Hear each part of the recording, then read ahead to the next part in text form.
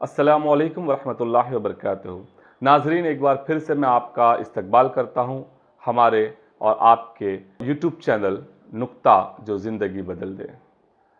आज हमारे इस प्रोग्राम रूबरू में आपके बीच एक ऐसी शख्सियत को हम लेकर आए हैं जिन्होंने एक ऐसे अजीम शायर की तलाश की जो गुमनामी में अपनी ज़िंदगी मैसर कर कर इस फ़ानी दुनिया से कूच कर गए, लेकिन हम उनकी जो लिखी हुई इबारतें, उनके लिखे हुए कलाम को हम भूल नहीं सकते। वो एक अजीम शायर के शागिर्द रहे, जिसके मुरीद, जिनका लोहा ये पूरी दुनिया आज भी मानती है। जो शायरों की दुनिया में एक अजीम नाम है, अदब का मुकाम है।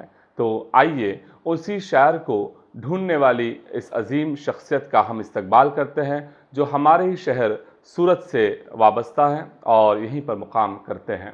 तो मैं आज के हमारे मेहमान से आपका तारुफ़ कराता हूँ, जो एक आर्ट गैलरी बिज़नेस से वाबस्ता हैं और जिनका नाम है जनाब मोहम्मद हारून मोटा साहब। अस्सलाम वालेकुम रहमतुल्लाहि व बरकातहू। वालेकुम अस्सलाम जी हज़रत। हज़रत, आपका बहुत बहुत दिल से इस्तकबाल करता हूँ मैं हमारे प्रोग्राम रूबरू में। जज़ाकल्लाह जी। बहुत बहुत शुक्रिया। तो पहले तो मैं आपसे जानना चाहूँगा कि जिस अजीम शायर के आपने तलाश की और उनको आप इस दुनिया के सामने लेकर आए, तो उन शायर का आप थोड़ा-सा एक तारुफ़ करा दें हमारे गेस्ट को। दरअसल ये जो नाम है मियाँ दाद खां सैय्या, जी। अब तलाश इस वजह से हो गई, समझो एक एक इंसिडेंस था कि मेरा जो बिज़नेस है एंटीक्स का, पुरानी चीज़ों का, तो इत्तेफ़ाकन एक जगह से कुछ किताबें मुझे मिल गई। जी। उसमें एक किताब ये भी थी मियाँ दाद खां सैय्या और उनका कलाम, और मैंने एक मिसरा सुन रखा था, जो ज़माने भर में मशहूर हुआ कि खूब गुज़रेगी जो मिल बैठेंगे दीवाने तो।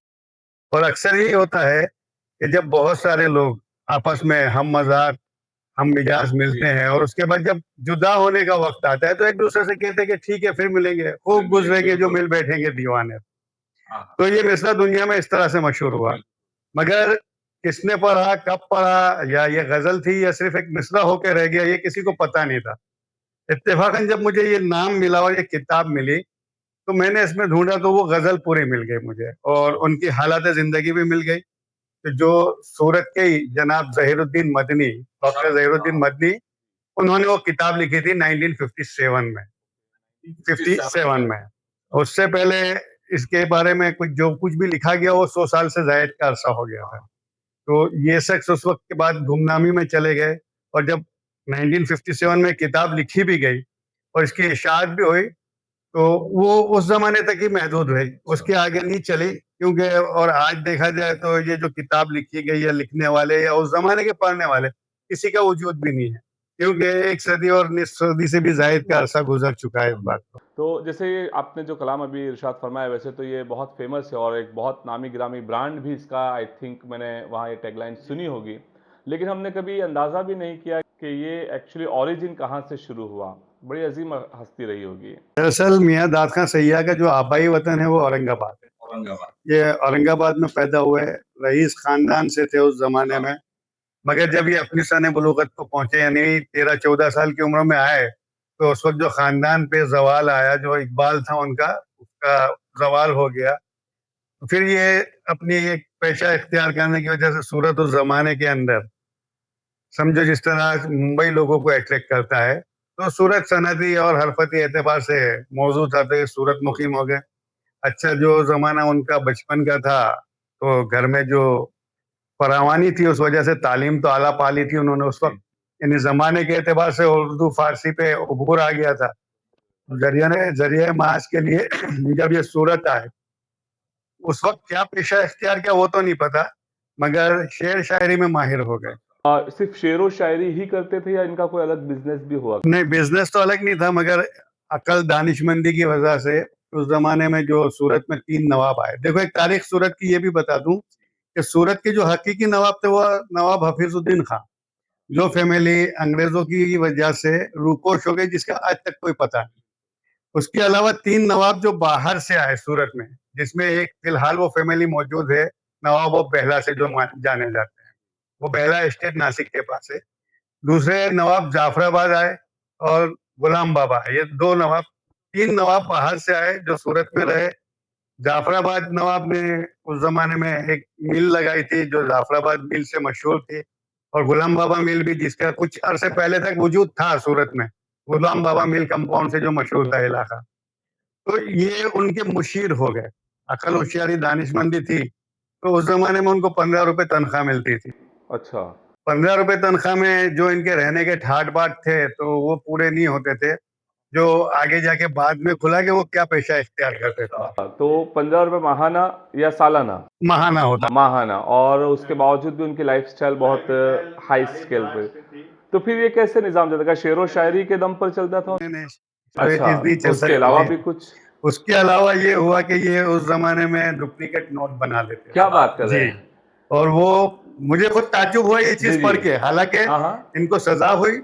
उसकी वजह भी ये हुई कि ये, तो जब ये नोट करेंसी का जो जब उन्होंने किया होगा उस टाइम पर तो आई थिंक ब्रिटिश गवर्नमेंट हुआ जी करती थी। बिल्कुल ब्रिटिश गवर्नमेंट अच्छा, थी, तो उनकी उनकी करेंसी को ये उस टाइम पे डुप्लीकेट डुप्लीकेट करते कर थे, रहे और थे। वो यूनिसेक्स नोट होती थी उस वक्त। दोनों साइड प्रिंट नहीं होती थी, एक ही साइड प्रिंट होती थी। अब ये आज की जो जदीद टेक्नोलॉजी है उस एतबार से तो बहुत आसानियां हैं, मगर उस जमाने में किस तरह से करते थे काम ये तो नहीं पता। मगर जब ये पकड़े गए उसकी वजह ये हुई कि ये बोरीबंदर यानी वीटी स्टेशन बॉम्बे, वहां से इन्होंने 100 रुपए का नोट देके टिकट लिया हैदराबाद, और हैदराबाद की ट्रेन में बैठ गए। उनके पीछे एक और शख्स आया, उसने भी 100 रुपए का नोट दिया। हालांकि 100 रुपए का नोट उस वक्त मान ही रखता था, किसी के पास होना बहुत बड़ी बात होती है। उसने भी लिया और टिकट लिया। टिकट देने वाला क्लर्क था, ब्रिटिश था। उसकी नजर दोनों नोट पे पड़ी तो दोनों के नंबर सेम थे। फौरन पुलिस तलब की कि भाई ये दोनों नोट एक ही नंबर की आई है मेरे पास। तफ्तीश हुई, बोले ये कौन दे गया, ये कौन दे गया? तो बोले ये नोट जो दे गया वो हैदराबाद की ट्रेन में बैठे हैं। तो बोले ये डुप्लीकेट है।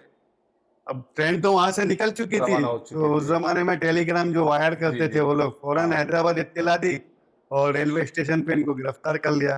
गिरफ्तार करके बम्बई लाए, जहाँ उन्होंने जुर्म भी कबूल कर लिया, अच्छा, उन्होंने इकरार भी कर लिया। इकरार भी कर लिया कि अच्छा, मैं वो कर रहा अकेले वाहिद उस बिज़नेस से ये जो था। जी, रैकेट चला रहे थे या उसमें और लोग भी नहीं इन्वॉल्व नहीं थे? नहीं, वो अकेले ही करते थे। उसकी अकेले ही? वजह ये थी जी। कि साल हाँ साल तक ये बात मख्फी रही, अच्छा। पकड़ नहीं सके कोई उनको। जी, जी। और लोगों के अंदर ये उस वक्त बहुत रईसाना ठाट से रहते भी थे। जी। तो पैसे के एतबार से जहाँ जाते थे मुशायरे मुनक़िद करते थे, खुद तनख़्वाह देते थे, हाँ, हाँ, हाँ।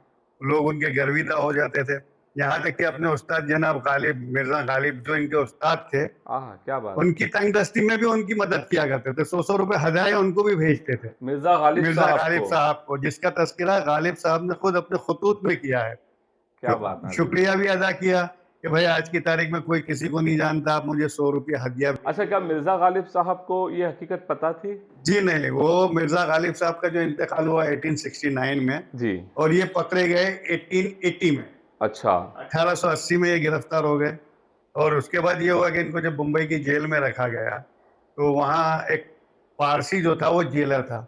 जब ओके। उसे पता चला कि ये तो उर्दू और फारसी के बहुत स्कॉलर हैं, तो उनसे कहा कि भाई आप हमारी औलाद को तालीम दो इसकी, और जेल में? जेल में, और ओके। जेल की जो सख्तियाँ थी वो दूर कर दी उनसे। हाँ, हाँ। 1887 में क्वीन विक्टोरिया की सिल्वर जुबिली हुई, यानी जो उनकी जी, ताजपोशी से जी। 25 साल हो तो सिल्वर जुबिली जी। मनाई गई। दिल्ली के अंदर उसकी धूम हुई।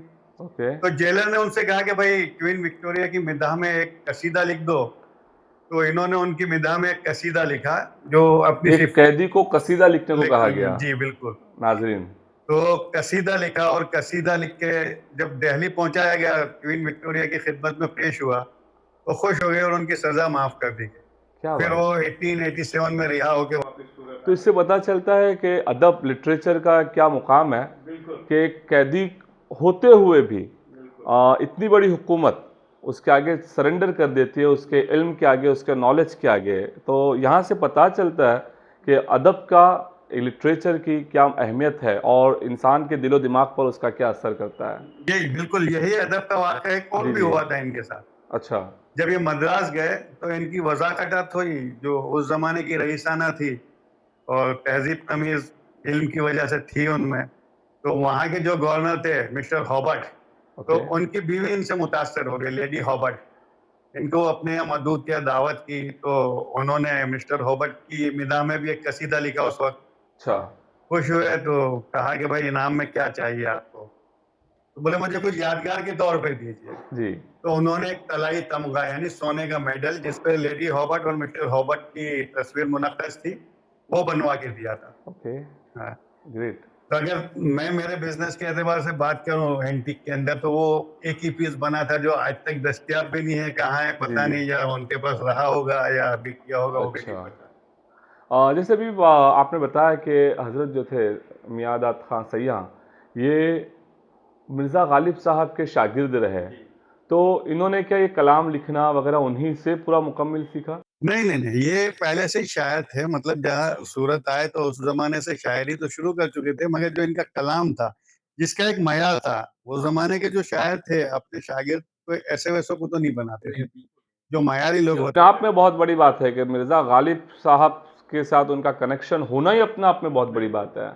वो उससे पहले ये उस्ताद खल्लूस भी रखते थे, मगर इनको एक सैर व सयाहत का शौक था, तो उस ज़माने में जहाँ ट्रांसपोर्ट इतना दस्तयाब नहीं था, इन्होंने आधी दुनिया की सैर कर ली।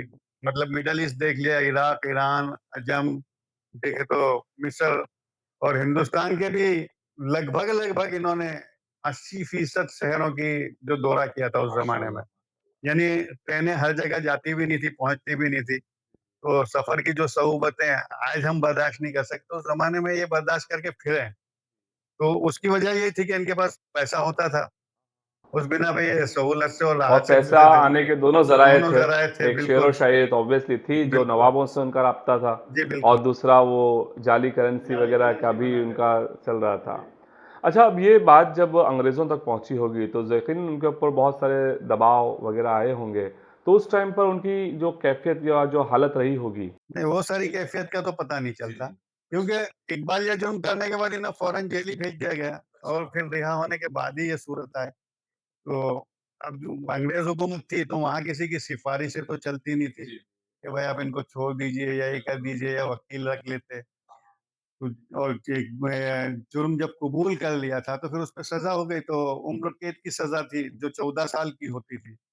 तो 7 साल तो इन्होंने जेल में गुज़ार भी दिए उस वक़्त। इतना बड़ा अज़ीम शायर, जैसे मैं कहूँ कि इतना बड़ा ब्रांड उनका एक टैगलाइन से अपना करोड़ों का बिज़नेस कर लिया जाता है। तो यकीनन उनके बहुत सारे शेर और ऐसे बहुत सारे कसीदे रहे होंगे उनके लिखे हुए। तो वो क्या वजह है कि वो पब्लिक तक शाये ना हो सके?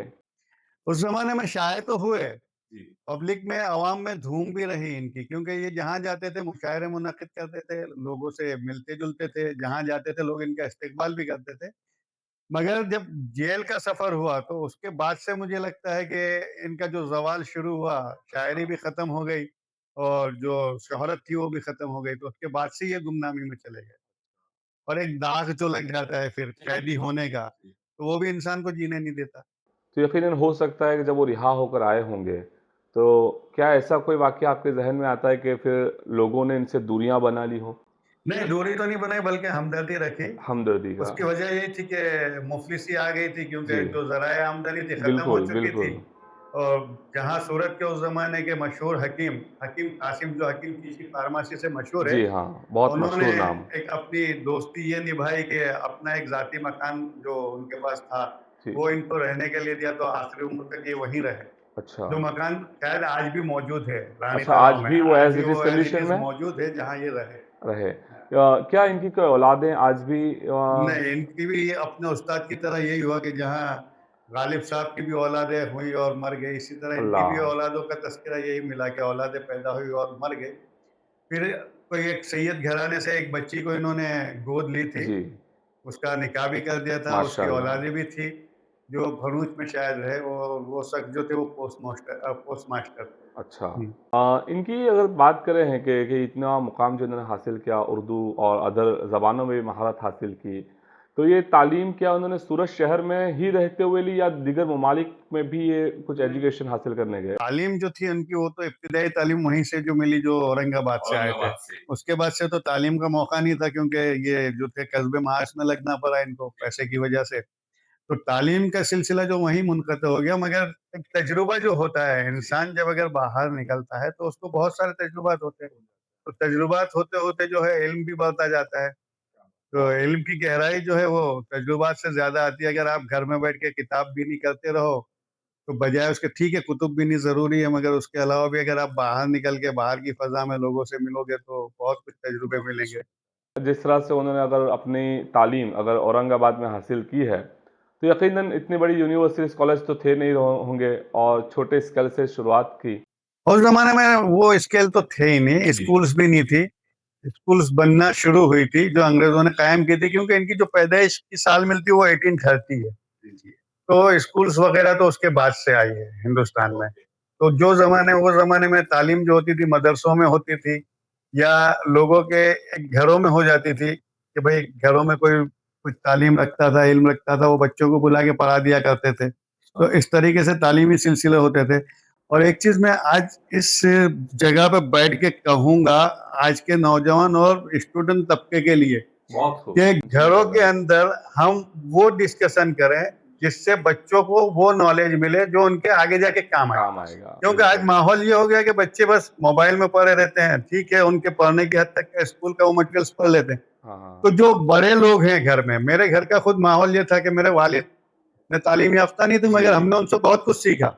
मेरे बच्चों ने भी उनसे बहुत कुछ सीखा। तो होता ये था कि रात में अक्सर महफ़िल होती थी घर में, तो वालिद बैठते थे, मेरे बच्चे उतरते थे, मेरा भाई आता था, उनके बच्चे आते थे और वालिद के साथ जो तजुर्बे की बातें थी, वो होती थी। हँसी-मज़ाक भी होता था मगर उसमें बहुत सारे तजुर्बात वो शेयर करते थे। अच्छा। जैसा गुजराती में एक मक़ौला है कि जहाँ न पहुँचे रवि, ત્યાં पहुँचे कवि। कवि, बिल्कुल। उसके बाद आगे भी एक एडिशन आता है कि જ્યાં न पहुँचे रवि, ત્યાં पहुँचे कवि અને જ્યાં न पहुँचे पहुँचे कवि, कवि। ત્યાં पहुँचे अनुभवी। आहा! क्या बात तो है। तजुर्बा जो है वो बहुत उम्दा, बहुत मायने रखता है। बहुत उम्दा। तो कुल मिलाकर हम ये कहें कि हमारे शाह साहब ने जनाब मियाँ दाद खान साहब ने थोड़ा-सा इल्म हासिल किया और उसको अपने प्रैक्टिकल अप्रोच में लाकर ये मुकाम, ये महारत हासिल की। बिल्कुल, बहुत उम्दा। तो ख़ास करके आज के नौजवानों से भी हम कहेंगे कि आपके पास तो सारे वसाइल मौजूद हैं, इल्म हासिल करें, लेकिन उसको प्रैक्टिकल में भी लाएँ, अपनी अमली ज़िंदगी में भी लाएँ, तो इंशाअल्लाह ताला कामयाबी मिलेगी। और अगर ना भी मिली, तो जिस तरह से आज उनकी वफ़ात के 50, 60, 70 साल के बाद भी आज उनके नाम लेवा ज़िंदा हैं, उन पर एक पूरा पॉडकास्ट किया जा रहा है।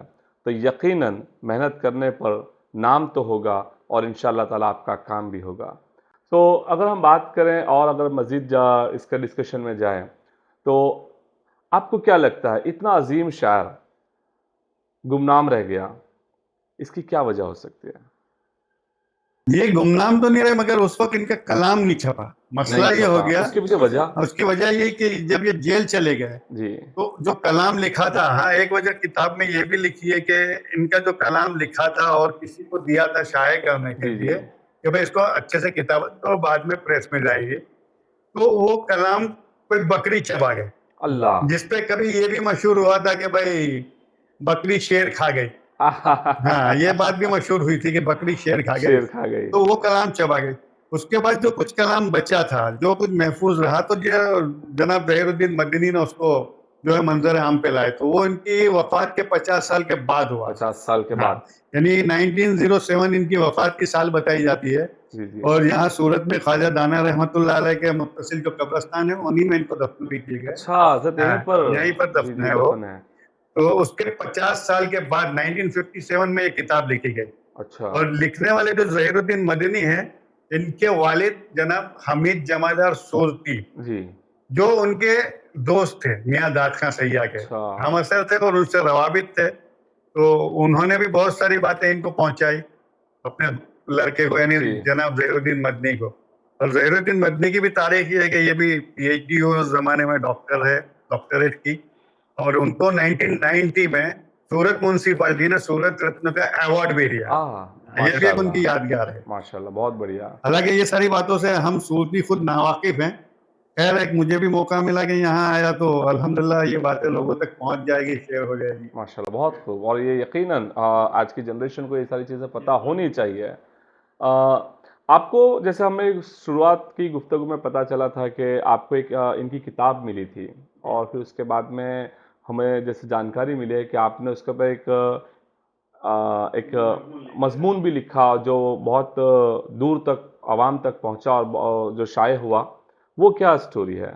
दरअसल सूरत में 2012 में एक प्रोग्राम हुआ था, जो जी, प्रोग्राम के कवरेज के लिए औरंगाबाद से और हिंदुस्तान भर से बहुत सारे एडिटर्स आए थे। तो मैं वो प्रोग्राम के अंदर जो जितने भी सहाफ़ी थे, जी, जी। उनको मैनेज करने में मैं था। तो मेरी मुलाकात औरंगाबाद टाइम्स के एडिटर जनाब शोएब खुसरो से हुई। हाँ, हाँ, हाँ। उन्होंने मुझे दावत दी कि भाई कभी आप औरंगाबाद आओ, मिलेंगे हम भी। तो इत्तेफ़ाक़न मेरे दोस्तों से प्रोग्राम बनाया कि चलो ये छुट्टियों में औरंगाबाद घूमते हैं। मेरे हाथ में जब ये किताब आ चुकी थी तो मैंने इसको पढ़ के सोचा कि चलो एक एडिटर से मिलने जा रहा हूँ, जी, जी। तो कुछ लिख के ले जाऊँ। हाँ, क्योंकि ये खुद औरंगाबाद से ताल्लुक़ रखते थे, तो मैंने वो चीज़ एक मज़मून लिख लिया, मियाँ दाद खां सैय्यद के नाम से, तो जिसका मैंने उन्वान भी दिया था कि खूब गुज़रेगी जो मिल बैठेंगे दीवाने दो। तो और ये उन्वान से लिखा तो उसमें कुछ अल्फ़ाज़ ऐसे भी लिखे थे कि भई जब मैं आज औरंगाबाद आया हूँ, तो एक आपकी अमानत लेके आया हूँ। ये अल्फ़ाज़ लिखे थे जो वहाँ के लोगों को काफ़ी मुतासिर क्या भी कर बात! गए। बिल्कुल। क्योंकि वो औरंगाबाद में पैदा हुए थे। जब ये मज़मून शाये हुआ, उस वक़्त तो मैं औरंगाबाद में नहीं था, सूरत हाँ, आ हाँ, चुका हाँ। था। जी, मगर वो अख़बार का ये मसला मामला हमेशा रहा कि जो अपने मज़मून निगार हैं, उनका तारुफ़ और फ़ोन नंबर लिख देते हैं, साथ में अच्छा। शाये करते हैं। तो सबसे पहले मुझे जब ये मज़मून शाये हुआ, उसी रोज़ सुबह में अलियत सुबह मुझे फ़ोन आया और बहुत इकराम से मेरे से बात की गई कि आप मोटा साहब बोलते हैं। तो मैं कहा आज तक तो मुझे किसी ने साहब कह के बुलाया नहीं है। खैर, तो बोला जी फरमाइए। बोले आप अगर जग गए हो तो हम मैं कुछ बात करूँ। मैंने कहा ठीक है, मैं जी, नाश्ते की मेज़ पे बैठा हुआ था। बोले आपने ये मज़मून लिखा है? मैंने बोला अच्छा मज़मून शाया हो चुका है? बोले हाँ, और आपके तवज्जुह से आज हमें वो चीज़ें मिल गई जो कभी हमको मिली नहीं थी। क्या बात! तो आपको ये कहाँ से मिली, क्या हुआ? और वो मतलब वो भी शॉक थे, जी, इतना डिटेल और वो जानकर। पूछने वाले जो शख्स थे वो भी बहुत बड़ी शख्सियत थे, अच्छा, जनाब रफ़त सईद कुरैशी, अच्छा। जिन्होंने हिंदुस्तान के 14 शहरों की तारीख़ लिखी। हाँ, हाँ, हाँ, हाँ। जिनकी बीवी के 4 एनसाइक्लोपीडिया इंडियन आर्किटेक्चरिंग के ऊपर हर मेजर एयरपोर्ट पे मिलते हैं दुनिया में। जी। यानी वो खुद तारीख से वाबस्ता लोग हाँ, थे हाँ, और हाँ, तारीख बिल्कुल, लिखने में बिल्कुल। हाँ, कादिर तारीख़ी लोग थे, तारीखी लोग तारीख़ी थे। मकामात और लोगों से अच्छा, उनकी उम्र वाबस्ता। भी वैसे देखी जाए तो 70 ईयर्स उस वक़्त थी। अभी 2 जी, साल पहले उनका इंतकाल हुआ। अच्छा। तो ख़ैर उन्होंने यानी जब मुझसे ये सारी बातें पूछी और कहा कि भाई आपका कलम भी अच्छा है, आपने बहुत अच्छे से तारुफ़ भी कराया, तो आगे भी आप लिखते जाइए। और बाद में जब मैंने किताब की कॉपी निकाल के भेजी तो उसपे से उन्होंने मेरे मज़मून पे रिव्यू भी लिखा और ये मियाँ दाद खां सैय्यद के बारे में बहुत सारी बातें उस वक़्त उन्होंने लिखी, क्योंकि वो एक अच्छे लिखने वालों में से थे। जी, तो वो चीज़ें भी छाई हुई और ज़ाहिर में एक समझो कि मैं अगर यूँ कहूँ कि मेरी ज़ात से तो एक वो मामूली-सा जी, मज़मून था। मगर वहाँ अखबार में मेरा ज़ाहिर में शुक्रिया अदा किया गया कि आज हम हारून मोटा साहब के ममनून हैं बिल्कुल। कि जिन्होंने ये चीज़ हम तक पहुँचाई, जो आज तक हमको नहीं मिली। नहीं पता, बिल्कुल। आपने उनकी किताब को भी पढ़ा और वही किताब के ज़रिए आप उनको हम तक लेकर आए। उस किताब को पढ़ने के बाद आपको हज़रत का मिज़ाज कैसा लगा कि वो क्या संजीदा किस्म के थे, मज़ाकिया थे? उनकी नहीं, वो शख्सियत कैसी रही होगी? संजीदा शख्सियत थी, क्योंकि जी, उनका जो कलाम जितना भी मिलता है ना, उसमें भी संजीदगी है।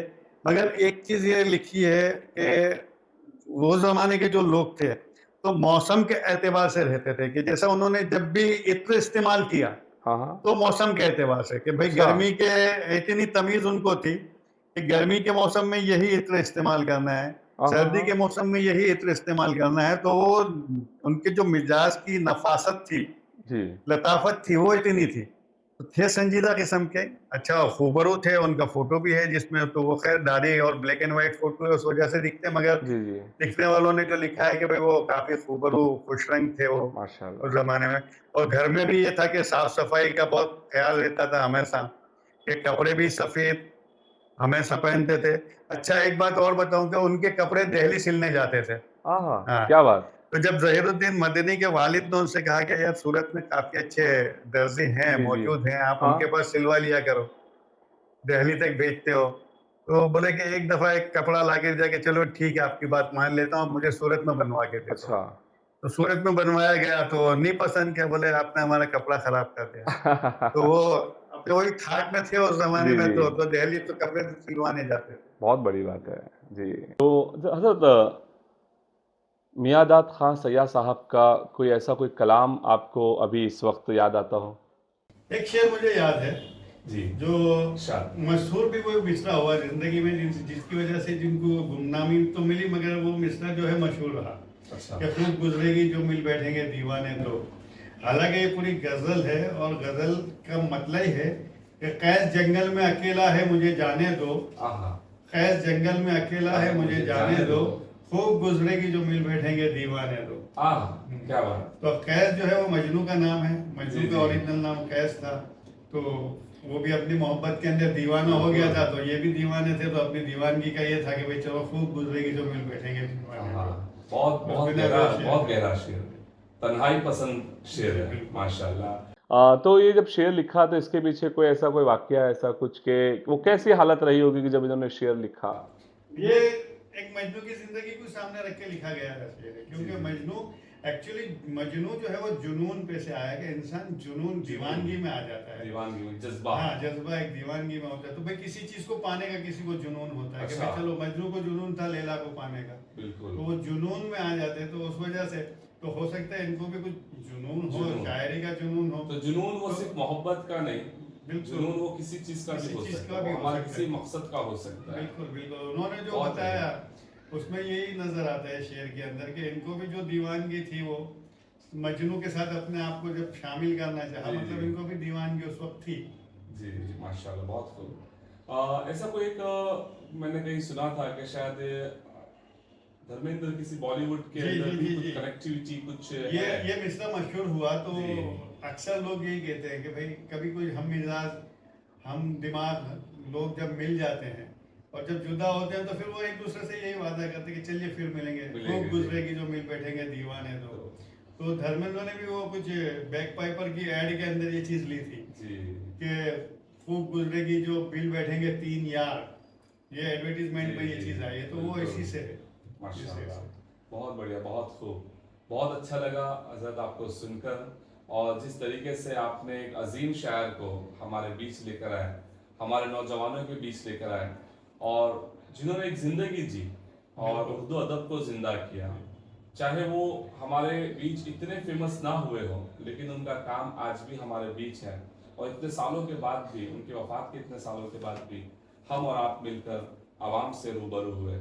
तो इसके लिए मैं आपका बहुत बहुत दिल से शुक्रगुजार हूँ कि आप हमारे दावत को तस्लीम करते हुए हमारे चैनल पर आए और हमारे ऑडियंस के साथ इस अजीम शख्सियत को आपने रूबरू किया।